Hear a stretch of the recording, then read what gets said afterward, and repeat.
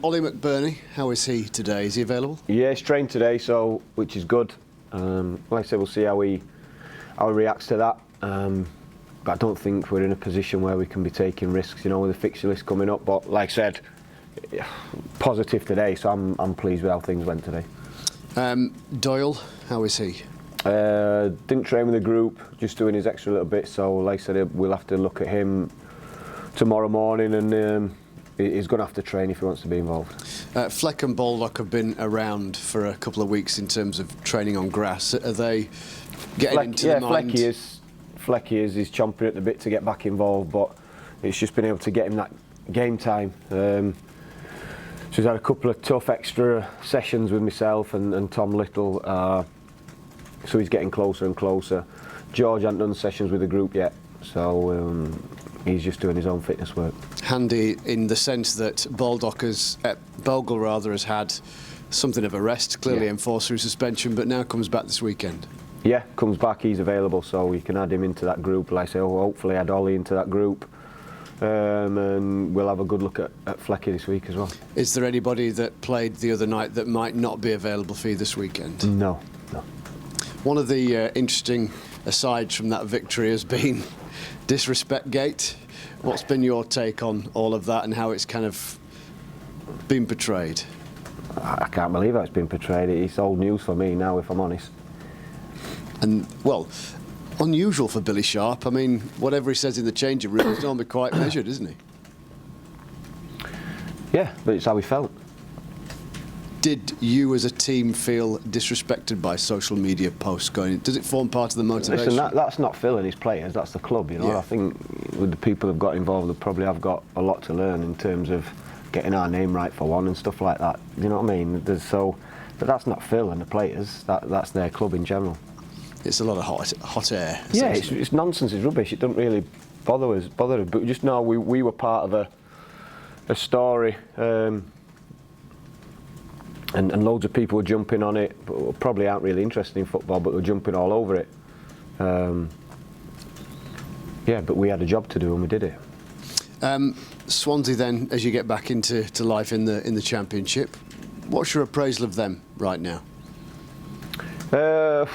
So we know they can be really frustrated to play against. They try and manage the game, dominate the ball. We've had, in my time, 2 games against them where we've been able to impose ourselves on them, whether it's been winning the ball back to create chances, or when we played down there, we actually had more of the ball than them, which is something rare for them. So we sort of controlled the game that way without creating as much as we did when we played at home. So yeah, we're very conscious about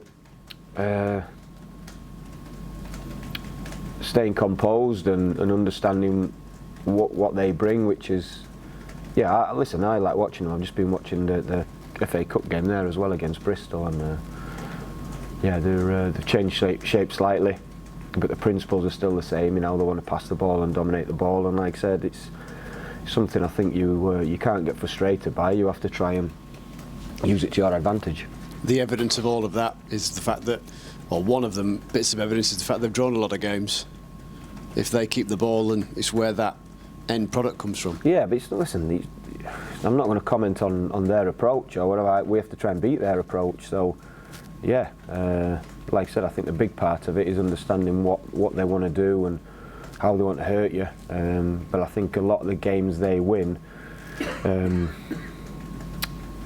they can frustrate opponents and they lose their composure and make poor decisions. So, yeah, we have to be ready for, because it is a bit of a unique problem, if you like.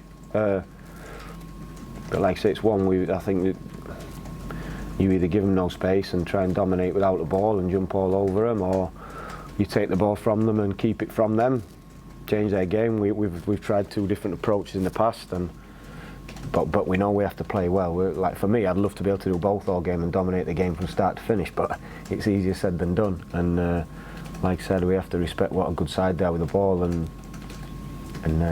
make sure, keep our composure. We're good when we have the ball, we're good without it, and try and create enough chances to win. You're on this very good, obviously unbeaten run right now. How much does that become a motivational tool just to keep that going, if you like? You increase the record, increase the numbers. Yeah, I think it is, but did we ever? I can't remember if it was last year or this year when we were speaking something similar, and it's sort of irrelevant. I'd rather get 2 wins and a defeat than 2 draws and a win. It's more points. So I think my approach would be that when you're making your subs in a game, they should be to try and win it if the game's level, in my eyes.